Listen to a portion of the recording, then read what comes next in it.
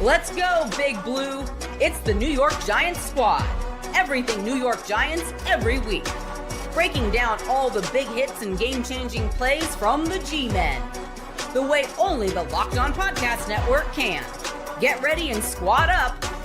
The Giants Squad Show starts now. All right, welcome to the New York Giants Squad Show. Unfortunately, today comes after a pretty bad loss. Mistakes, the order of the day, alongside Brandon Olson, who covers the Giants for SI.com. My name is Jay Berman, and again, welcome to the New York Giants Squad Show after a loss. Final score, 26-14. Brandon, ugly stuff. Mistakes, top to bottom, left to right, north to south. No other way to describe a pathetic performance, a pathetic loss, pathetic mistakes. Everybody to blame for this one. Yeah, I was thinking about it, obviously, as watching the game. I was like, all right, we're going to talk about this. We've got an hour. Who do I want to blame more? And my only response was everyone. Like that, there's no other way to put it. It was just everyone. And like, not every mistake is created equal, right? Like Jaxson Dart's pick on fourth down was like him rolling out. You got to do something with the ball. So he took the shot. Sure, I'm not going to fault you for that. I'll count that as like an arm punt. Offensive line, bad. Like there's no other way to put it. Just bad. Jermaine Illuminor had 3 penalties. I know one got declined, but still 3 penalties. The interior, just completely awful performance there. Fumbles. I don't know what happened that everyone decided this was the game they were going to. This was the Murphy's Law game, right? Anything that can go wrong will. That's exactly what happened the entire game. All right, let's first tell you that this episode is brought to you by Mazda. Like our players, we sweat every detail because when you make every move count, pulling off the unexpected is only the beginning. Stay tuned later for highlights in this week's Moving the Game Forward. Mazda, move and be moved. All right. Obviously, we went big picture first. Let's talk about now Jaxson Dart's performance before we get to the individual miscues, which were obviously plentiful. But again, Dart looked so good early and then not so much after that, Brandon. Yeah, really settled in, really. I mean, he looked like a rookie, right? And I'm torn because I want to crush him for some things. I really do, but I also think about, I feel like he did a pretty decent job of evading pressure at times. I feel like he made some nice plays with his legs. I mean, he's still got a big arm, couldn't connect on the deep ball at all in this one. Yeah, I'm torn because I do think that he had his flashes, but he also had some horrible moments.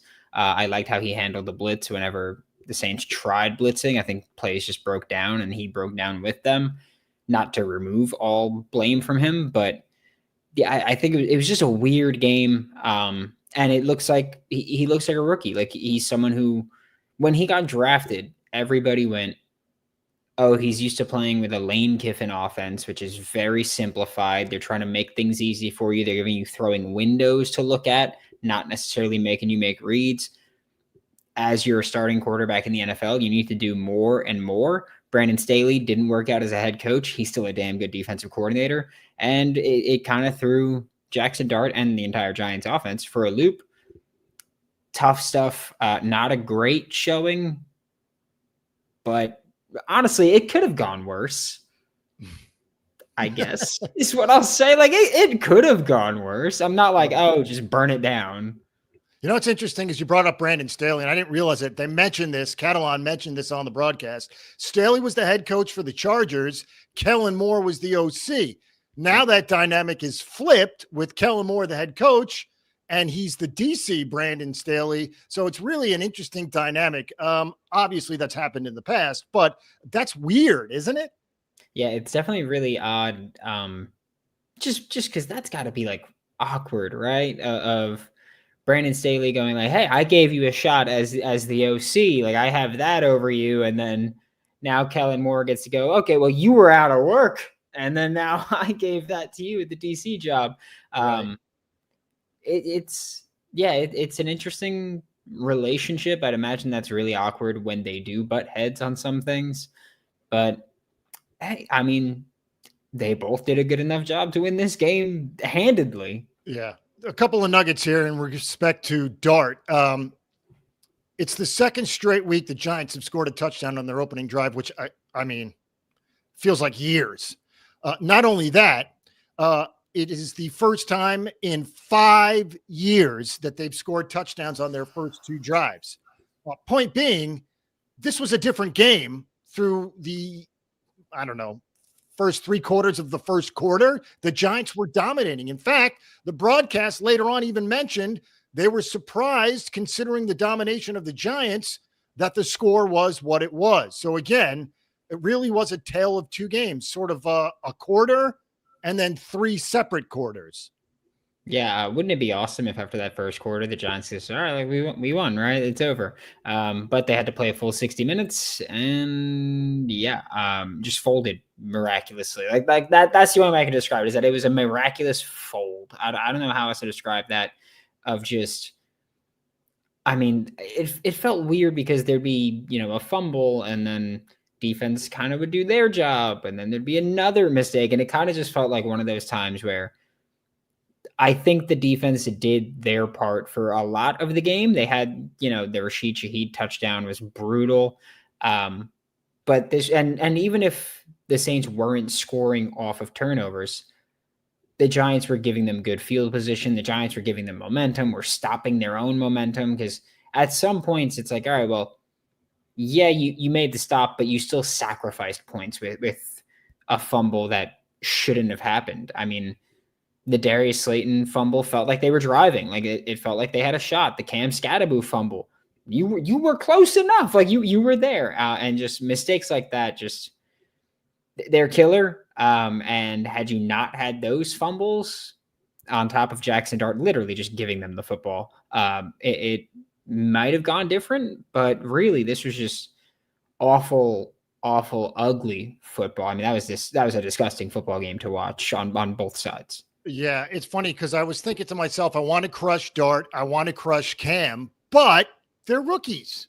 I mean, they're rookies essentially playing in their first road game because those guys weren't starting the first 2 road games. So to be fair to them, perhaps we pause, take a step back. Slayton, different story.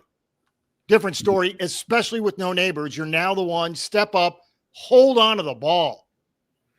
Yeah, that was brilliant. And to go back to Cam Scatterbo, like being a rookie, it was also a very rookie moment for him on one of the final drives where he had the sideline to step out of bounds to, and instead tried to dance back inside and make something happen. It's like, you got to get out of bounds, stop the clock, and give yourself a chance there. But yeah, the older guys just were kind of nowhere to be found for this game. Darius Slayton, of course, had the fumble. Wan'Dale Robinson didn't do a ton, really. Daniel Bellinger had a better game than both of those guys. Your best 3 producers in the passing game were Cam Scatterbo, Theo Johnson, and Daniel Bellinger, and I don't think anybody thought, hoped, or wanted that to be the case at this point in time, but that's where we are right now, and it's an embarrassing spot to be in, especially seeing, Bo Collins get significant snaps. Great preseason story. I don't want him playing significant snaps in 2025 in the regular season. The Giants clearly made a concerted effort to involve the tight ends more, and obviously without neighbors, that's easier to do, and especially considering the start with both Bellinger and Theo Johnson doing good things. The problem is it comes at the expense of the receivers because they don't really have any. Let's be honest. And if Slayton now has a hammy and he's going to drop the ball, they got to get a receiver. So anybody, they got to get a warm body in there. Yeah, I don't know if the move is to go, hey, we're going to look for a veteran that might be available. We're going to look into free agency and see if there's like veteran in trade, see if there's a free agent available there. But you got to figure out something at receiver, because not only you're in a spot right now where not only do you not have very talented receivers available, you don't have anybody dynamic in that room right now. And that might be even worse, because you're going to go, all right, well, we're going to come out in 12 personnel with Cam Scatterbo, Theo Johnson, Daniel Bellinger. They're going to be on the interior of the line. Then we're going to have Wan'Dale Robinson, who for the vast majority of his career has not been a deep threat, whether or not that's because he can't do it or they don't ask him to do it, hasn't been a deep threat. Darius Slayton, hammy, who knows what that's going to be. Those things can linger for a long time. You've no one that's out there that you can say, hey, they're going to take the ball, they're going to take the top off the defense, and you respect it. You know, we talked about Jalen Hyatt last week where I was like, oh, you know, he actually played about 29 snaps and neither of us even recognized him out there. No targets this week, played 34 snaps. Nowhere to be found, complete ghost out there. Like, I know he's skinny, but he's not skinny enough where you just don't see him at all. Like he's just a complete ghost out there. You don't have anybody dynamic, anybody threatening. And until you do, defenses are going to be able to just go, all right, well, we're just going to hammer down on this line. We're going to hammer down in the box, and you're not going to do a damn thing about it. Even with Neighbors, and obviously there were shots early last week that Dart took. That being said, obviously there's no Neighbors. The passing game isn't great. There's not much downfield. So are the Giants now a running team? Considering Brian Dable's background, I would say no. The problem is that they don't have anybody to throw to. They've got no presence downfield. And when you have no presence downfield and you're throwing for 120 yards a game, oh, well, it's easy to defend the run at that point. Yeah, I mean, you look at this game and Cam Scatterboot, 15 carries, 59 yards is nothing. With again, a lot of his yards coming after contact there. According to PFF, about 80% of his yards came after contact in this one. Just brutal. Devin Singletary, according to PFF, 95% of his yards came after contact in this one. Like, your offensive line's getting no push. They got absolutely bullied. Honestly, the interior of this offensive line is just awful. Like, that's the only way I could describe them. That's the only adjective for them, is that they are awful right now. John Runyon, Greg Van Roten allowed to combine 9 pressures. They got bullied in every phase of the game. It was brutal. You can't get a run game going. You can't get a passing game going. I feel like I'm watching the 2023 offense at the end of the season right now, just with a dynamic quarterback. No one else around him is dynamic. It's funny because no one had the Giants beating the Chargers, and a lot of people had this one circled as a possible win for the Giants.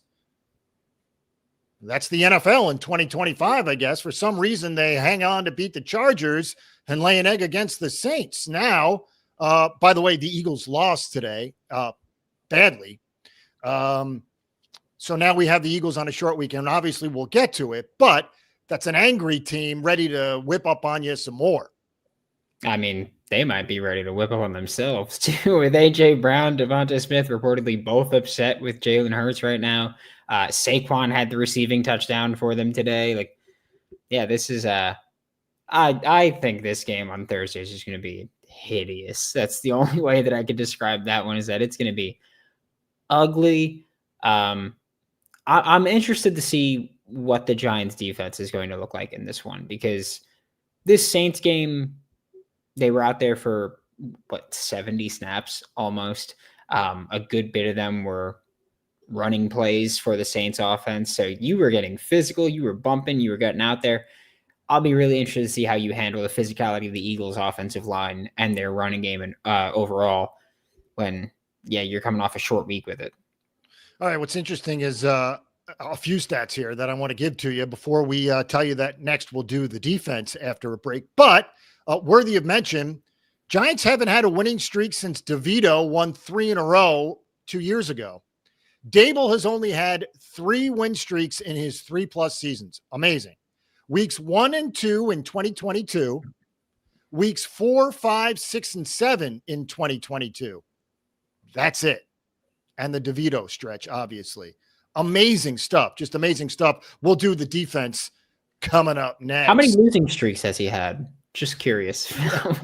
More than a couple of win streaks, that's for sure. That's a good question, but obviously quite a few.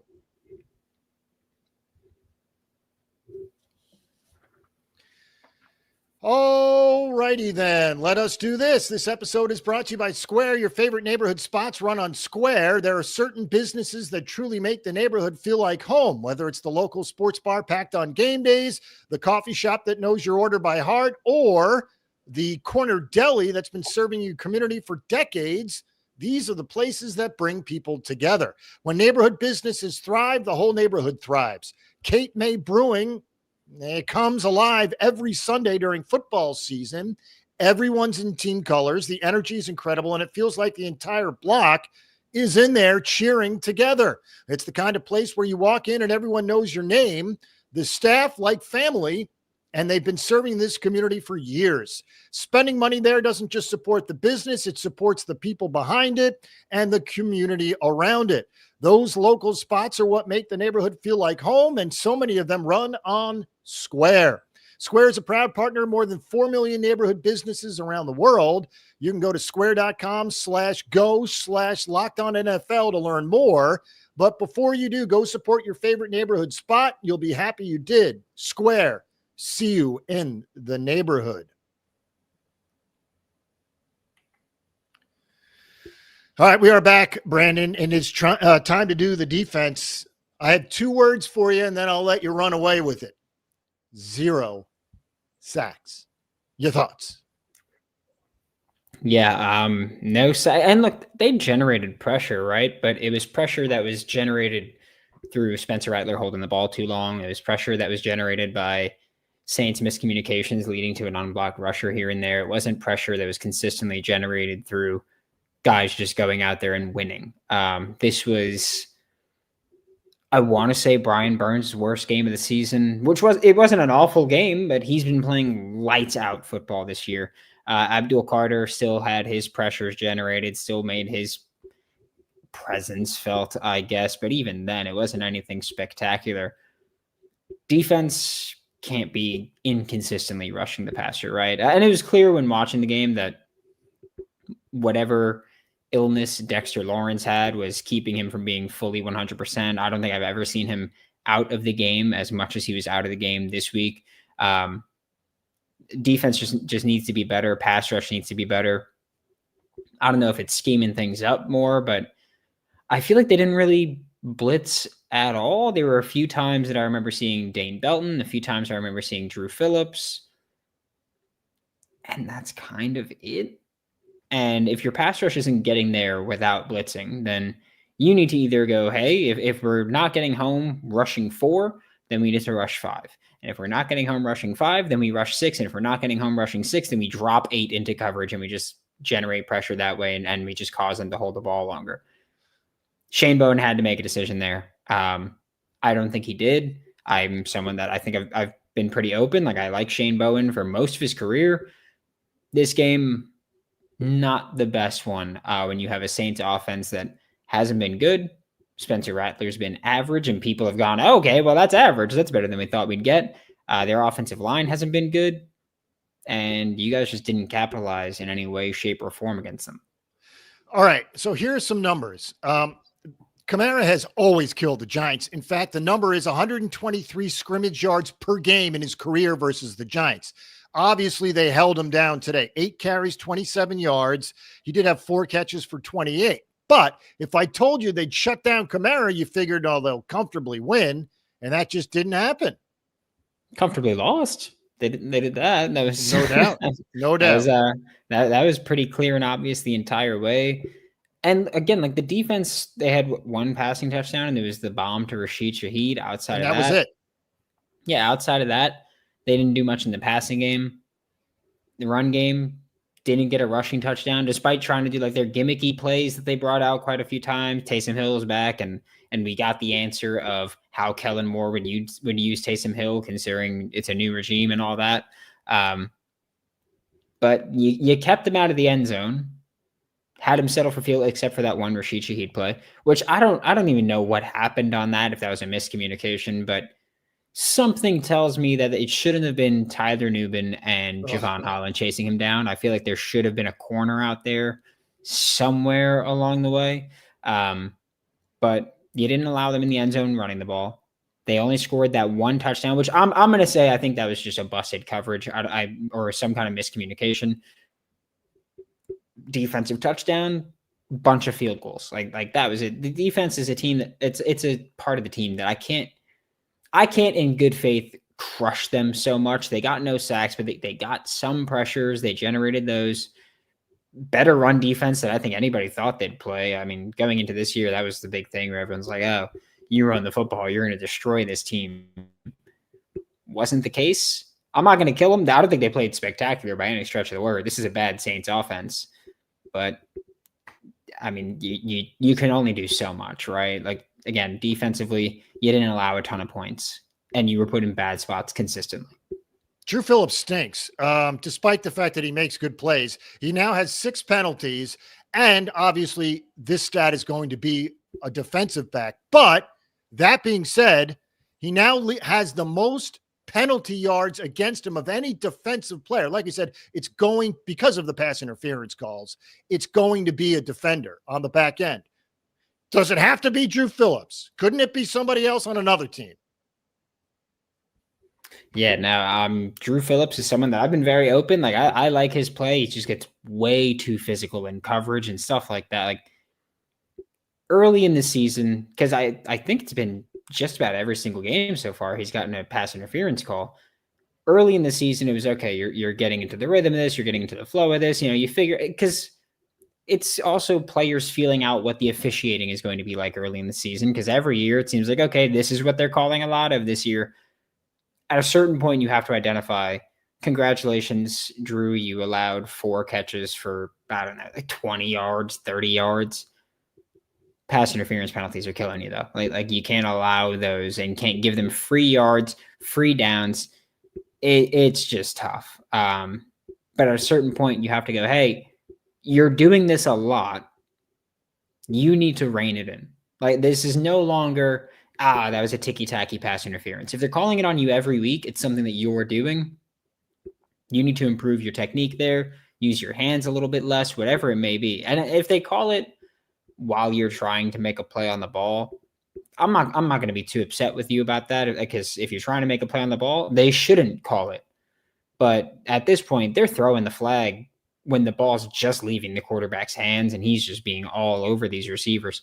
You got to rein that in. You need to play more disciplined football, because if you keep playing undisciplined football with an offense that's going to keep giving the ball away, you're going to get blown out every single week. There's no doubt about it. What's also interesting is the Saints hadn't won. This is so amazing, but they hadn't won since they last beat the Giants in December. That's the last time they won. So somehow the Saints own the Giants, despite the fact that they both stink. They had an 8-game losing skid. 1996 was the last time the Saints started 0-5. So they avoid that at the expense of the Giants. And when they kicked the field goal to go up 16-14 at the end of the first half, it was their first lead since the first half of week number 1. They had not had a lead in over a month. Just tells you all you need to know about how bad that performance was for the Giants. Oh, they had it for quite some time in this game. They were pretty comfortable. Like I feel like momentum shifted so quickly after that second Theo Johnson touchdown. Like it just, once it was given to the Saints, they just ran with it. And that's often who wins football games, right? It's whoever capitalizes, whoever has more explosive plays, whoever carries the momentum throughout. Saints just did that better. And I actually, Saints didn't do that better. Giants did it worse. The Giants, again, like fumbles are just, I can't excuse those. Those are completely inexcusable fumbles, even with Jaxson Dart, Cam Scatterbo being rookies. Like Cam Scatterbo, you're a running back. Your job's to hold on to the football. Jaxson Dart was, I don't even know what happened. Like he was just running and just man, I'm here, hot potatoed it right across. Stuff like that. Can't let that happen. Like I get it. Like, yes, you're rookies, but you're also starters in the NFL. Clean it up, protect the football. There's got to be some crunch here on the coaching staff, considering, as we said, you're playing a team that hadn't won in almost a year. They hadn't had a lead in almost a month. You know, you had a 2-touchdown lead, or at least a 14-3 lead early in their building, quieted down. And yet you took the foot off the pedal, so to speak. And now you're looking at another loss. I don't, again, there is no specific play where I say the coach is to blame for that, but on the road with a 2-score lead against a team that stinks, sorry, lack of a better term, stinks, and you let them off the hook.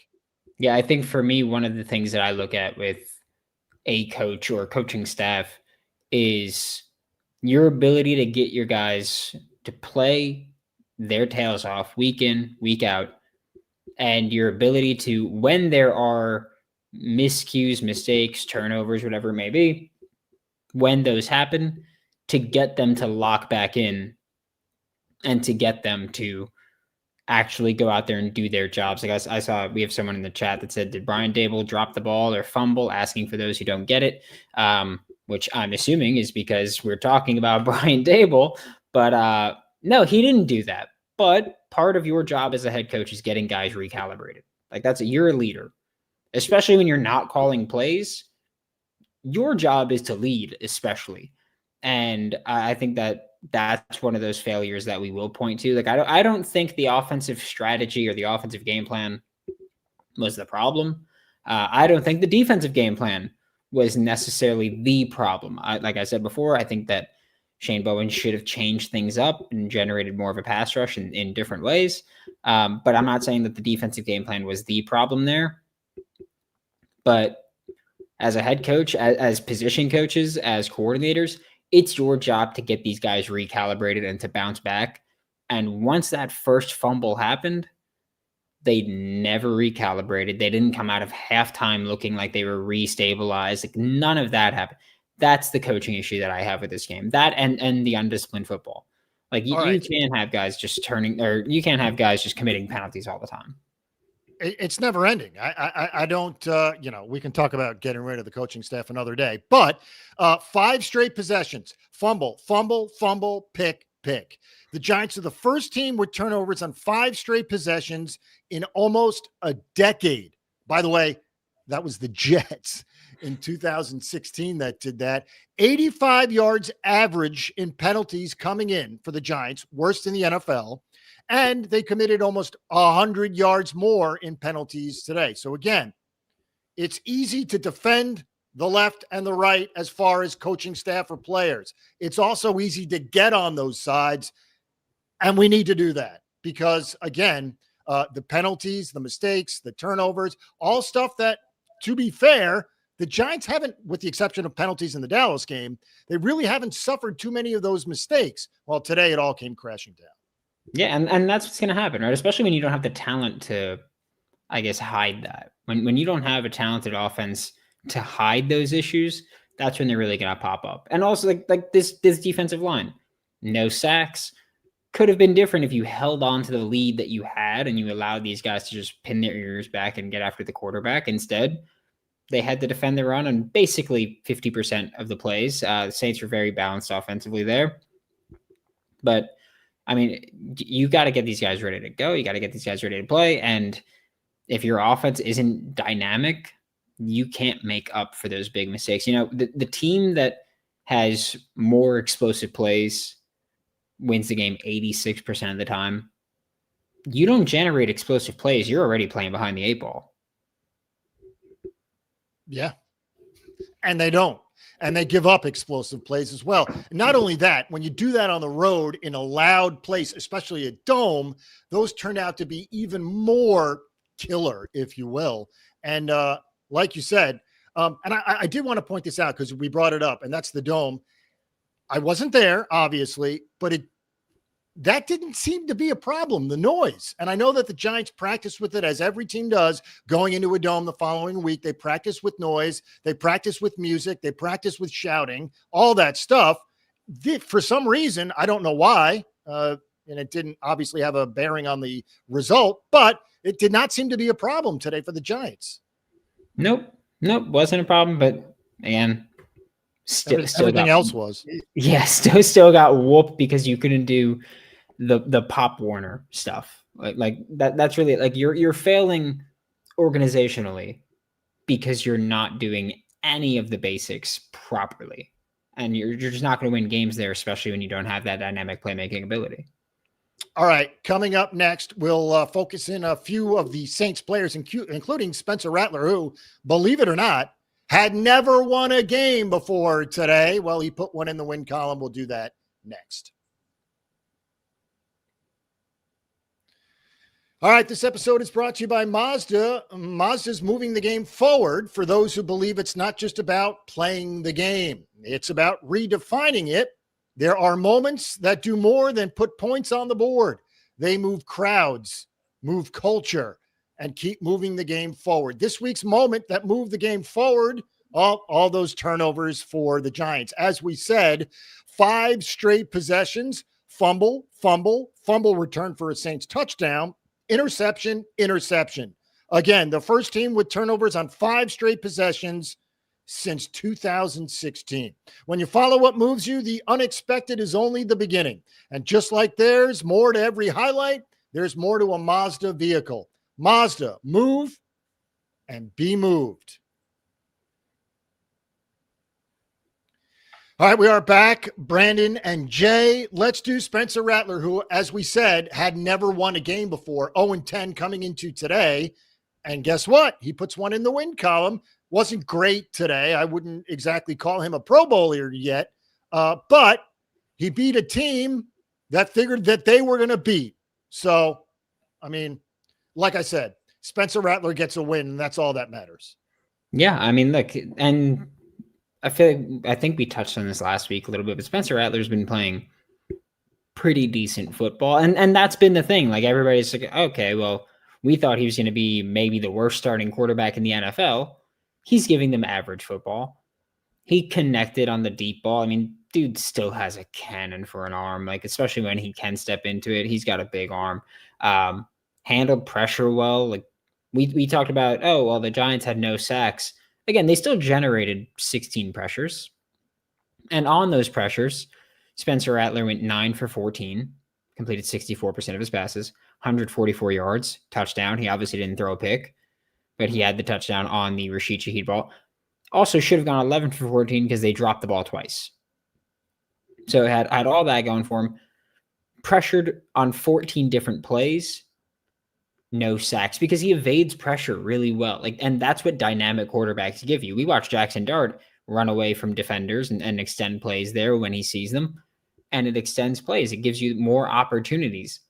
Spencer Rattler did his job. His job's to not put them in bad spots, to give them a chance. Offense did nothing spectacular, but when you're facing the Giants, you don't have to do anything spectacular. You just have to let them give you the football a bunch of times in a row, and then you win. If I had told you Kamara, 27 yards rushing, Spencer Rattler, 225, but almost half of it on one play. So we'll throw Shaheed aside. Olave, 7 for 59. Theo Johnson, 2 for 17. All these numbers, which were paltry, considering what they were before this week, and yet the Giants still lost by double figures.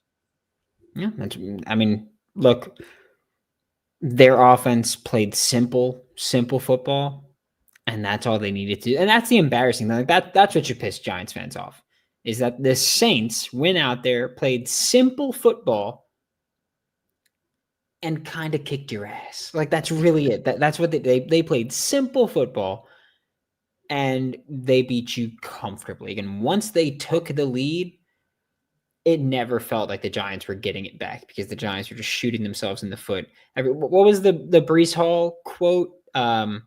Other teams shoot themselves in the foot, we turn around and shoot ourselves in the head. Like, that's what the Giants were doing the entire time. That's all it was. And it's really easy where you can go, okay, like, these numbers look pedestrian because they were pedestrian. The film looked pedestrian for the Saints offense because it was pedestrian. They couldn't get anything going on the ground, and that's what they want to do. But when you're facing an offense that's just completely inept as the Giants offense was on Sunday, it's easy to win games when that's what you got to face. I worry that we're going to put too much, and rightfully so, but I do worry that we're going to put too much focus on those turnovers and penalties. Not that they don't deserve it, but the fact that the Giants had those things, they're going to say, well, you know what? If we clean those up, we win. To be fair, the offense stunk after the first 2 drives. They didn't do anything the rest of the day. So why should we believe that if we cut back on the turnovers, the Giants would have won? The offense was terrible. Also, very important to remember this. If anyone ever goes, hey, well, if we didn't turn it over 5 times and we might have been able to win this game, that's a loser mindset. There's no other way around it. If you didn't turn it over 5 times, then yeah, we could do it. Okay. If my parlay hit every week on FanDuel, I'd be a millionaire, but that didn't happen, and it's not going to happen. I'm not going to go, oh, well, that leg, we'll revisit it next. No.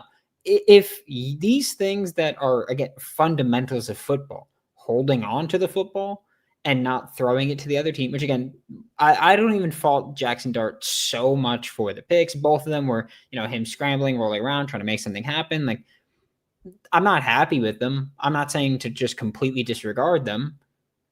But I do also say that, well, you were trying to make a play when no one else around you is making plays. You're forcing it. You're trying to play hero ball. As long as that doesn't become a tendency, I'm okay with it. But yeah, if you go, yeah, well, if we don't turn it over 5 times, then we win this game. And it's like, okay, then how about this? You don't turn it over 5 times. Bold What strategy. about the penalty? Yeah, and what about the penalties? I mean, you can't. It's like it's a game. It's not in a vacuum. It's like it's big picture here. The turnovers matter, so you can't subtract those. And that hasn't been a problem before today, but the penalties have. And again, you look for reasons to find the problem. You look for causes, and then you look for ways to fix it. Penalties and turnovers, to me, even though that they're rookies, penalties and turnovers, that's what gets coaches fired.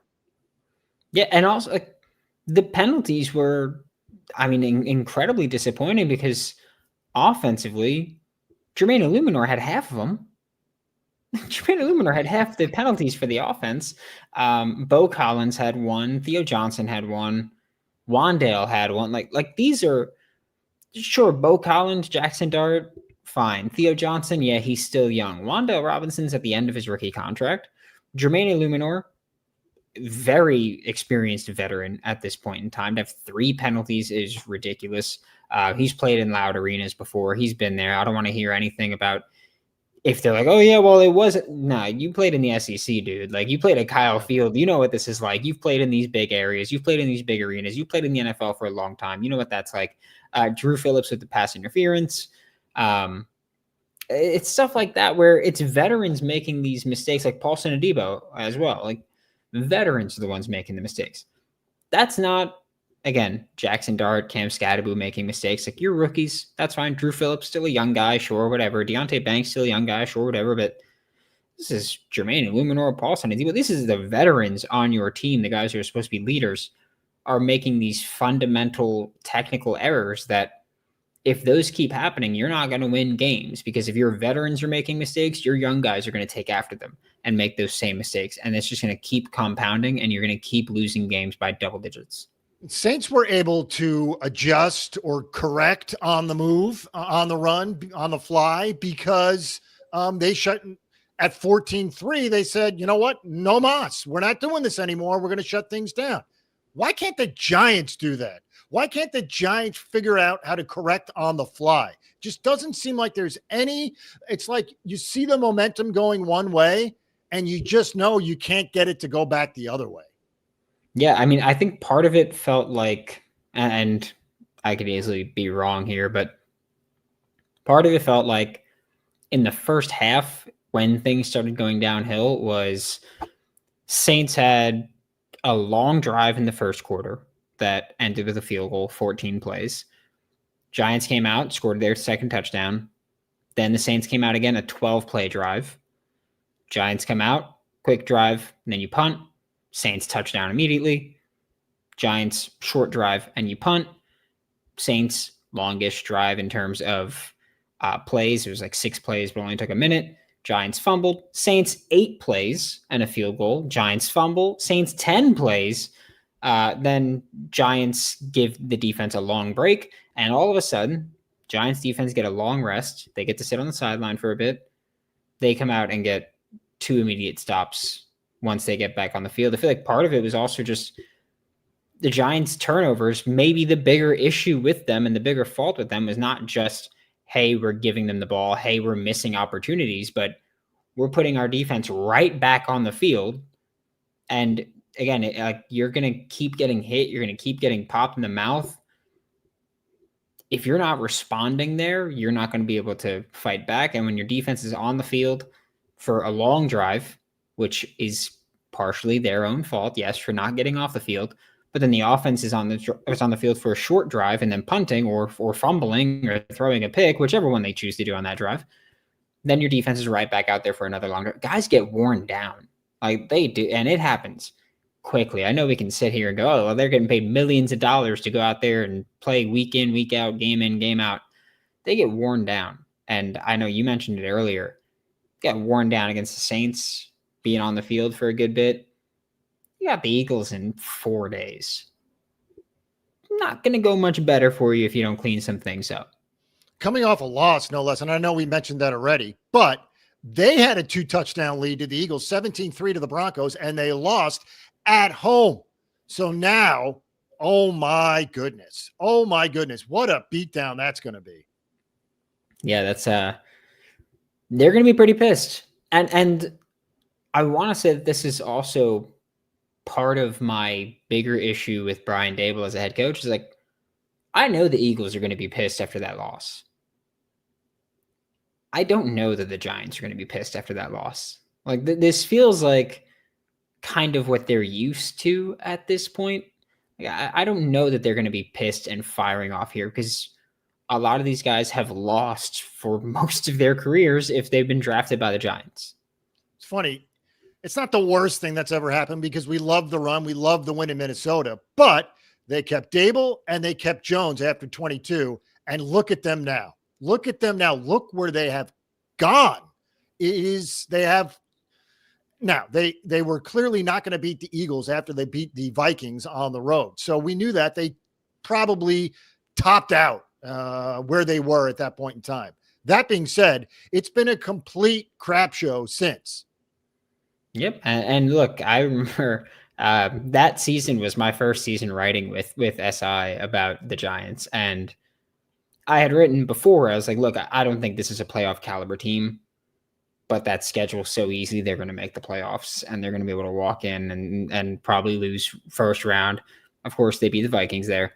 But it ended up being, genuinely one of the worst things that could have happened for the immediate success of this franchise because they got sold that. They got sold that, hey, Brian Daboll with Daniel Jones as his starting quarterback can make the playoffs here. We can keep building on this. And then you gave Daniel Jones big money. And I've had many conversations with a lot of people in Giants media even where I go, hey, well, you paid Daniel Jones a ton of money. And they go, oh, well, this was, the next year. And they go, oh, well, that's like the 16th highest paid quarterback now. That's not that much. He wasn't the 16th best quarterback at any point. Not even close. Like he wasn't anywhere close to it. So congratulations, you're not overpaying as bad, but you're still overpaying a ton. And it ended up killing you, really. Like it was a brutal decision. Making the playoffs was one of the worst things that could have happened for the next 5 years of this team.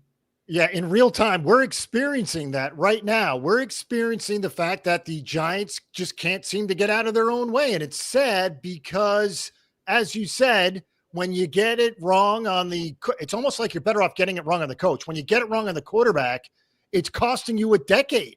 I mean, it's been 5 years and they're horrible. So, it's funny. You can get it wrong with the coach and fix it quickly. Not so much the quarterback. Nope. I think that the best way to build a team is the Cowboys method when they had Dak is get a great team around a guy, bring in a quarterback that can do his job.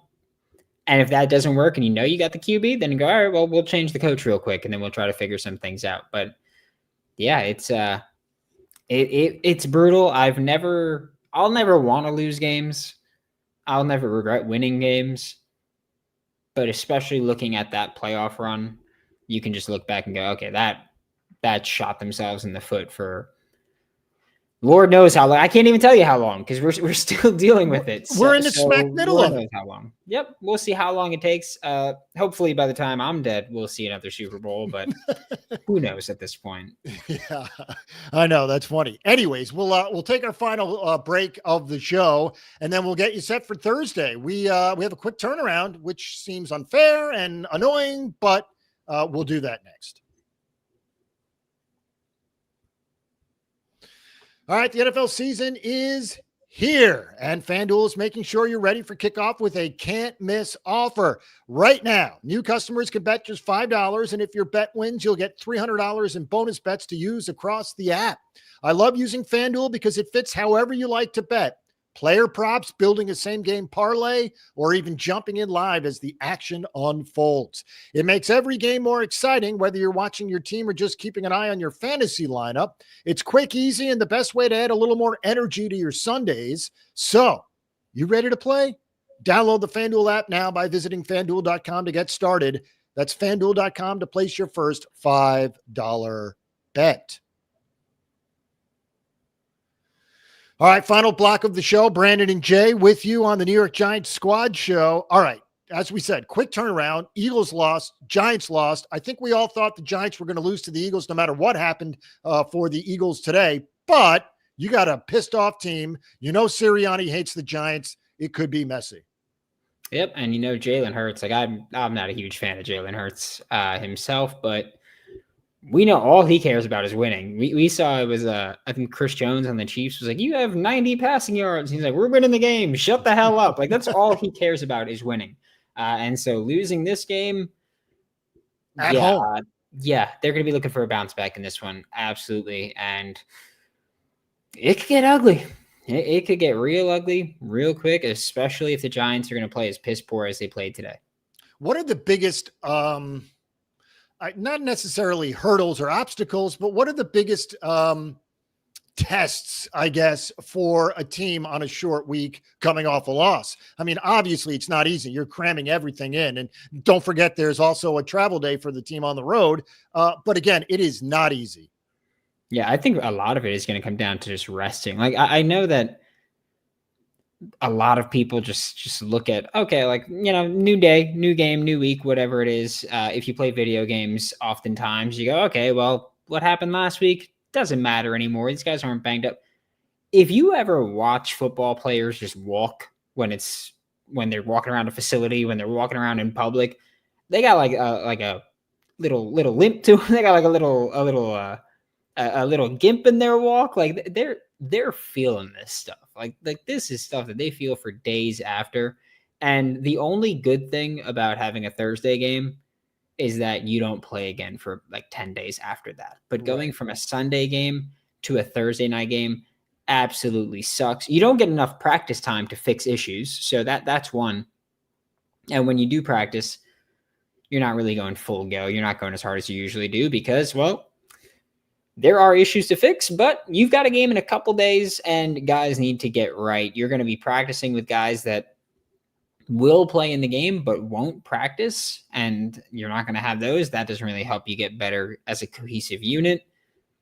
It's tough to deal with the physical wear and tear on top of also the mental wear and tear of just going through this game. And, you know, traveling again after New Orleans and then going into this game. It's not tough to do physically. It's not tough to do mentally. It is a pain in the behind, but at the same time, every team's going to go through it at some point of playing on a Sunday, playing on a Thursday. The Eagles are also doing it, playing on a Sunday, playing on a Thursday after a loss as well at that. Both teams are going to be in that same crappy, unfortunate boat. I think for me, a lot of it just comes down to, I feel like the Eagles are way more likely to actually bounce back from that than the Giants. I'm looking at it on FanDuel. I'm very curious for you to take a guess what you think the spread is, Giants Eagles, because it's there. Oof. I don't know how this is going to come off. I'm going to say Eagles -8.5. It's 7. It's funny because I thought it was going to be like 10. And I was, just because I'm I would have said it at 10. I was trying to temper it. I was just trying to temper it. So was I. When I first saw 7, I said, wow, that's low. I mean, the Giants are not within a touchdown of the Eagles. I just don't see it. Especially when you talk about, well, the Giants defensively, their big thing is supposed to be rushing the passer. You got to put them in spots where and the Eagles are fine just going, all right, we're just going to run the ball all the freaking time. We don't care about it. So the Eagles are fine doing that. Yeah, it doesn't shape up like, and I'm not trying to go the whole like, woe is me, can't win the game, any given Sunday, or in this case, any given Thursday, sure. But on paper, Giants do not match up well, particularly with the Eagles. That's a big offensive line. It's a mean offensive line. They've taken a step back because they've gotten older, but you've still got to go out there and beat them. And again, coming off of a game where you were just on the field defensively for 70-ish plays, coming off a game where offensively you were on the field for 70-ish plays, you got to go be really physical against a really physical Eagles team. That's not a fun thing to go against. Like, you got out physical by the Saints, and I don't think they're a particularly physical team this year. If we boo Russell Wilson when he's playing, it's because we want to see Jaxson Dart. Next week, because he's going to get booed, there's no one else to go to. So how does he bounce back from the boo birds, which I'm almost positive will happen? Make a couple flashy plays, whether or not they work or not. Just make a couple flashy plays. That's really it. Like, if you're going to lose, you got to be exciting. And I think that's really where it is.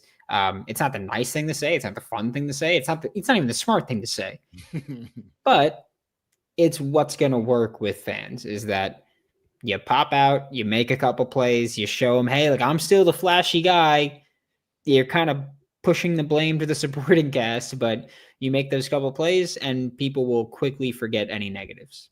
All right. So as we did before the season started, and then essentially after every game, we try and find the wins. Well, the Saints were the very first game that we all agreed on was a win, or at least a game they could get, a road game they could get. All right, so New Orleans, the loss. Then Philadelphia, Denver, Philadelphia, San Francisco, maybe Chicago, maybe New England, maybe Vegas. I mean, besides those, I just don't see it. If Mac is still starting for the 49ers at that point, I'd feel more comfortable with the Giants. Just because I really, their offensive line has taken a step back. Mac is not as mobile. And like, yeah, he's had a good start to his 49ers tenure. How many times have we seen a guy come in, play well for the first 3 or 4 games, and then once teams know how he's going to play in that offense, they adjust? I'm not saying it's going to happen, but I'm saying that that's probably the next game that I look at and I go, all right, that's reasonable. Broncos secondary is going to swarm this receiver room. Honestly, if I'm the Broncos, I'm going to go, hey, we're going to play cover 0 every single play because there's no one that can create separation against our secondary. We're just going to play cover 0 every single play. Eagles are the Eagles, which, I mean, again, the fact that you play them twice within a 3-week span and it's week 6 and week 8 too is, I don't get it. I hate that, but yeah. And obviously, like, we can say these things now and injuries can happen on either side. It doesn't matter. We're not going to project injuries, but on paper, this isn't a great roster. This isn't a good schedule to have. Unfortunately, the games are not played on paper. They are played on the field. And the Giants might be even worse on the field than they are on paper. So not an ideal situation to be in for the Giants. No, we've discussed this before because the Giants actually do have a lot of top-end talent, a lot of high-end talent. What does that, and I've asked you this multiple times, but what does it say about the guys that aren't the high-end talent, that even with the guys that are high-end talent, the team is still so bad? Yeah, that they should be in the XFL. That's all it is. And that's not to insult the XFL, but the XFL isn't the NFL, right? I think that when you look at, I'm a big fan of Thomas Dimitroff, former GM of the Falcons. I'm a big fan of using analytics in football, and they'll tell you, hey, quarterback, wide receiver, offensive tackle, pass rusher, and outside corner are the most important positions. As far as who's presently good at quarterback, you don't have someone. Jaxson Dart, promising. I'm not comfortable saying, hey, he's a good NFL quarterback right now. I don't think many people would be comfortable saying that. Receiver, Malik Neighbors is hurt. You don't have a good wide receiver. Andrew Thomas, still very good at offensive tackle when he plays, but we'll see how long that lasts. Best abilities, availability there. Pass rusher, you got a good handful of guys there. Outside corner, Paulson Adebo has been off to a pretty good start for his Giants tenure. We'll see what it is long term. Outside of that, you don't have much of anything. Like behind them, there's not great depth, except for at the pass rusher spot. There's not great depth there. There's not great depth on the supporting cast. We've spoken about Cam Scadaboo. Like, he is the running back one, but he's not a running back one. He's just the best of a bad bunch right now. And honestly, I know a lot of people have soured on him, but when he's healthy, like I would love to have Tyrone Tracy back out there. Not saying starting, but just back in the offense, because he's not a super dynamic guy, but he brings more dynamic playmaking ability to the table than Cam Scadaboo does. And the team needs it. Like, the team needs someone. Hell, Tyrone Tracy used to play wide receiver. Put him out there at this point. I mean, I'd rather see him out there than Bo Collins or Jalen Hyatt. And that's not a knock on Bo. I think Bo has potential. He's just a rookie that's not good enough yet. And Jalen Hyatt, 2 games played in the past 2 weeks. He's played, upwards of 60 snaps. No targets. No positive impact. Put someone else out there. Yeah, it's also silly because we're trying to find the wins. The Giants are on the schedule for other teams, and they look at the Giants and they say, oh boy, that is a win. That's a get healthy type game. Yep, they all look at it the same way that we look at the same way that we looked at the Saints. They just go, that's easy. That's a win. That's going to be no problem for us. It's brutal. It's ugly. It's disgusting. And that's Giants football in 2025.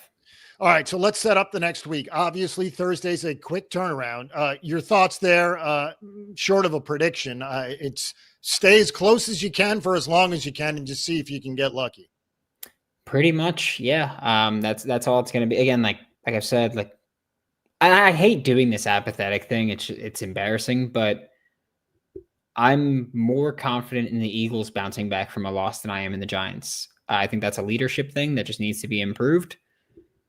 And until I see it, I'm going to act like I can't see it. All right, Brandon, you are not with us on Tuesday, but we will be doing another squad show in between today and Thursday. So again, Tuesday, right around 1:00 Eastern time, we will have another squad show with me, Mark, and Patricia. But Brandon, I'll give you the last word. Obviously, not a good day. Yep. Nope. Yeah, I think this is going to be ugly. I'm not going to lie. And I feel like every time I come on here, I'm like, yep, they suck. That sucks. This sucks. But it's what we're seeing on the field right now it's not quality. It's not winning football by any stretch.